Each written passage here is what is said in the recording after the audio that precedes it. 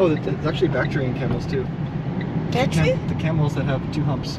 Oh yeah, it is. Oh wow. I was going somewhere else, but I'm not. Can you give me my? I'm not quite sure where there's camels here. Camel?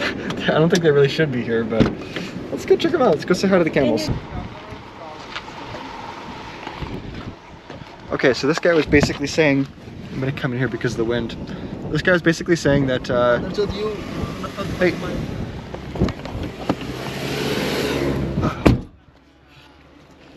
This guy was basically saying that the camels, he brought them all the way from Asia. They're Bactrian camels. Bactrian camels are from, you know, like northern India and Nepal and this kind of stuff.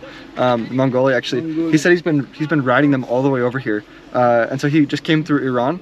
And so he said it was very difficult coming over this entire mountain pass with the camels. So he said he's letting them rest here for a little bit to gain some energy. And he's going to keep taking them all the way up to Georgia. I have no idea what this guy is doing. But he said if you want to ride him, maybe come back later on because they need to get more energy because they're way too tired. You can see their humps are like off to the side and everything because they don't have any more like water. Where are the guys from?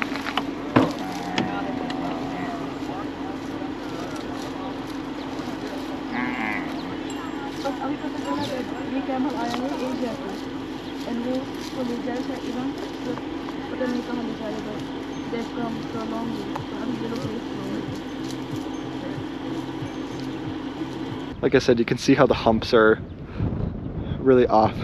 They don't have any water, or like I think it's actually fat that's inside of it. But when the fat gets drained, then they fall off to the side. Anyway, I get distracted. I'm gonna get back in the car. We're going somewhere else actually. We're going to like an Armenian Stonehenge. So I think it's just a little bit farther over, continuing down this road.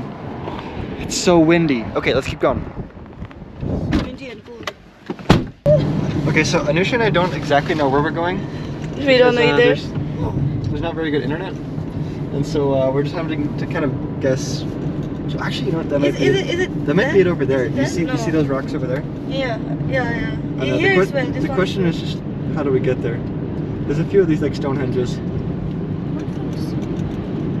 There is a road, Brayden. There's a road leading there. I think we are going. Just kind of like guesswork. Yeah, this. This road. You There see you go. that? You want from this? No.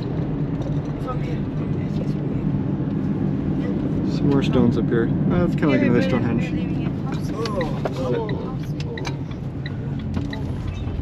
Too busy looking around.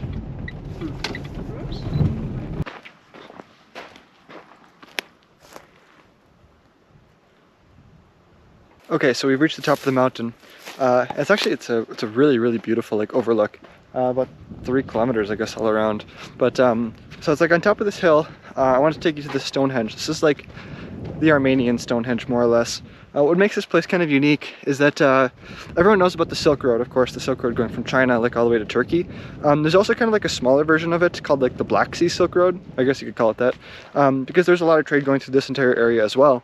And so there's an ancient Stonehenge out here that these people, when they're passing through, put it up. What's kind of interesting about it is that it depicts a lot of their like their ancient nomadic kind of history. So it's got all their animals. It has social kind of drawings, all kinds of figures, circles, this kind of stuff. And also some of them are, they're massive. The actual like Stonehenges over here. They also include some things like even like dancing. But perhaps more importantly, this Stonehenge, the wind, I'm so sorry. Perhaps more importantly, the Stonehenge is important because it was also an excavation site. And so they're excavating this maybe back in like the 60s or the 80s or something like this. And they discovered lots of like fragments from the Bronze Age. So they found like some swords, they found beads and this kind of stuff. They say there's supposedly soldiers buried underneath. But they're massive stones. I like them with all these. It's a beautiful little shot. But the carvings are not there now anymore, right? No, the carvings are still there, the big ones. Some of these stones, as you can see how like big they are, how thick they are, some of them are up to like 10 tons or so. Really big. I'm trying to imagine like the people that set all these up, you know, it's a lot of work.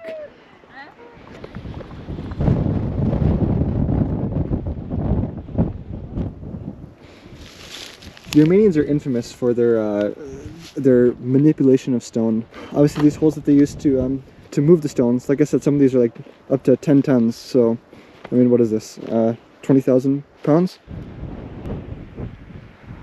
it's really hard to make out much of anything on these stones because, of course, they've been here for so long, and as you can see, covered in moss and this kind of stuff.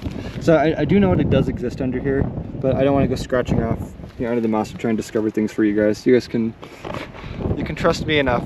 But I think that's about enough I want to show you for this site. I just think it's an interesting place. But so much wind. Okay, we're gonna go on to some other places. So I'll talk where there's not wind.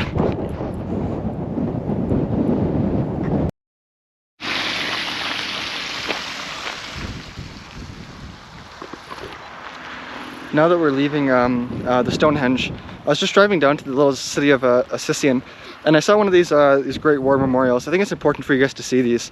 I haven't been to this one yet because I haven't really been to this region of Armenia yet. But I think they're important because they're so big, they're so grand, but they're kind of forgotten into history. So let's go check it out.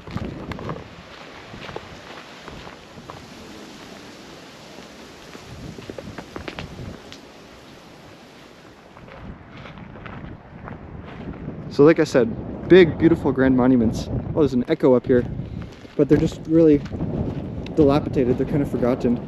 This is really odd. There's a really nice echo here. But of course, my intuition was correct from 1941, 1945. Of course indicating from World War II, or the Great War as they know it as. Of course, a lot of soldiers were recruited from Armenia and the USSR across the entire empire, and so of course they built monuments to these. But what's interesting about them is that so many things have happened in Armenian past, just in the last 100 years, that really a lot of people have forgotten about these. They remember a lot of things from the genocide, they remember a lot of things from a huge earthquake in 1988, and so these are kind of forgotten. But as you can see, I mean, just a ton of people still died. And a lot of them, what's interesting to me about them is that they carry along the same family name. I mean, so here are like 2 people from the same family, there's a set of 2 over there. Let's see if I can find more groups. Sometimes I've seen some of these that have groups of like up to 7 people in the family that have died. Just a lot of deaths.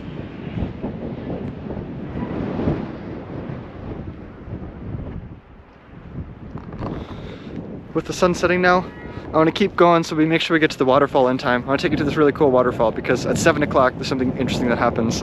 But as you can see, the sun sets now over the city of Sicyon. Sicyon is one of the bigger cities.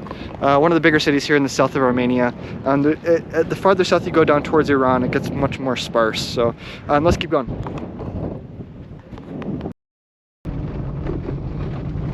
This is the road to the waterfall.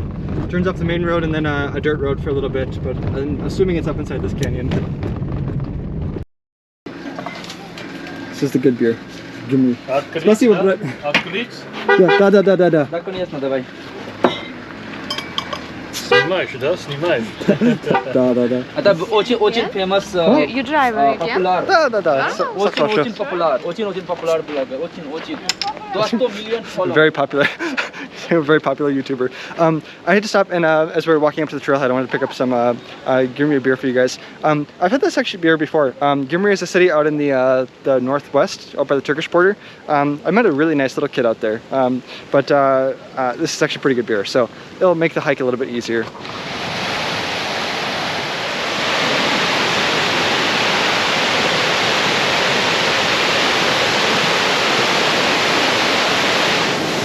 It's actually a really beautiful waterfall.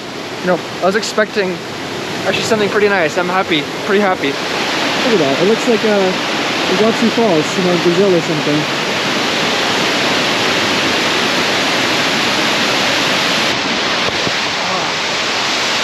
Just about fell there. Very good for the clip. But I wanted to show you this waterfall before it turns off. So like I said, it's going to turn off at 7. That gives it about 4 more minutes. But the water will be diverted instead to a hydroelectric plant.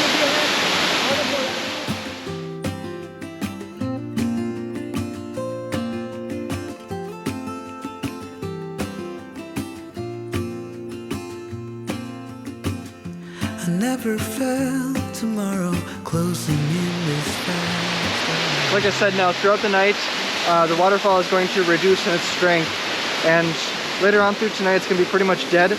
And in the non-tourist season, it just gets completely turned off. So it's kind of interesting. You can also see in this time lapse, there's some Armenians that are coming. This is a really special place for Armenians. It's like one of the only waterfalls in all of Armenia. So, okay, that's gonna wrap it up for tonight's video. Nice chill night. Starting to get dark. When it gets dark, you should find a hotel because the roads here are pretty bad. So we'll go to bed early and then wake up early, and next adventure we'll keep going. All right, good night guys.